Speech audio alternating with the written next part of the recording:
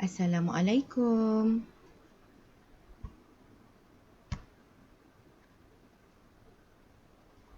Keberkesanan aktiviti penyelenggaraan tanaman. Keberkesanan aktiviti penyelenggaraan tanaman akan menjadikan tanaman yang dihasilkan berkualiti, sihat dan mempunyai nilai estetika yang tinggi. Ia juga mengurangkan kos penyelenggaraan sekiranya penyelenggaraan di peringkat awal dilakukan dengan efisien. Ia juga mengurangkan kos pertukaran tanaman yang kerap, memberi keselesaan dan ketenteraman kepada pengguna yang melihat dan juga mengurangkan kos racun. Penilaian keberkesanan aktiviti penyelenggaraan tanaman perlu mematuhi spesifikasi berikut. Bekas tanaman mestilah bebas daripada rumput liar dan kulat setiap masa. Kerja-kerja pemalsuan semula dilakukan sekiranya perlu. Sisa tanaman hasil daripada kerja merumpai dan memangkas hendaklah dibersihkan. Jadual pembajaan dipatuhi dan direkodkan. Teknik pembajaan mestilah mengikut kaedah yang betul.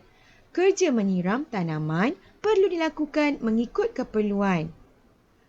Bahagian pokok yang berpenyakit, rosak, patah atau mati hendaklah dipotong dan dibuang, termasuklah tunas-tunas muda yang tumbuh di pangkal pokok.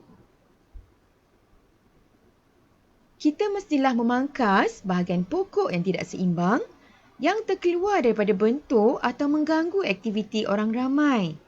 Pemeriksaan fizikal tanaman juga perlu dilakukan secara rutin bagi memastikan kesihatan tanaman terjamin. Raja menunjukkan jadual aktiviti menyelenggara tanaman dalam bekas tanaman mengikut jenis tanaman. Penyediaan jadual aktiviti adalah sangat penting bagi memastikan kerja penyelenggaraan dapat dijalankan seperti yang dirancang. Ini bagi mengelakkan kerja penyelenggaraan tertinggal atau dilakukan dua kali. Dalam jadual, kita mesti rekod aktiviti dan juga masa, bulan atau minggu atau hari. Anak-anak pelajar boleh rujuk jadual 3.7. Penerangan jadual aktiviti menyelenggara tanaman.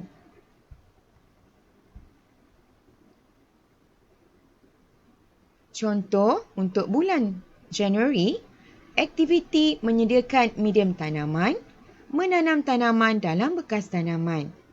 Catatan, menyediakan medium dalam bekas tanaman dan memulakan penanaman dalam bekas tanaman yang disediakan.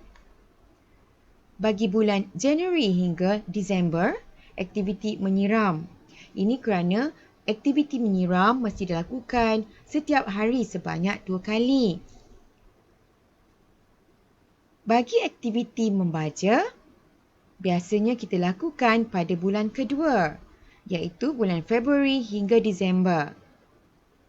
Memberi baja kepada pokok di dalam pasu selepas 2 minggu ditanam dan seterusnya 2 bulan sekali, bergantung juga kepada jenis tanaman. Kerja-kerja merumpai hendaklah dilakukan dari bulan Februari hingga Disember. Untuk kerja-kerja pemangkasan, hendaklah dilakukan pada bulan April hingga Disember dan aktiviti pengawalan penyakit dan perosak perlu dilakukan dari bulan Februari hingga Disember. Aktiviti pengawalan cahaya hendaklah dilakukan dari bulan Jun hingga Disember dan aktiviti pemalsuan semula dari bulan Mac hingga Disember bergantung kepada tanda-tanda yang kita lihat pada tumbuhan. Apabila tanaman menunjukkan tanda-tanda yang perlu dipasu semula, contohnya akar terkeluar atau pasu retak, kita perlulah melakukan pemalsuan semula. Okey anak-anak, ini sahaja untuk hari ini. Sekian, terima kasih, selamat belajar.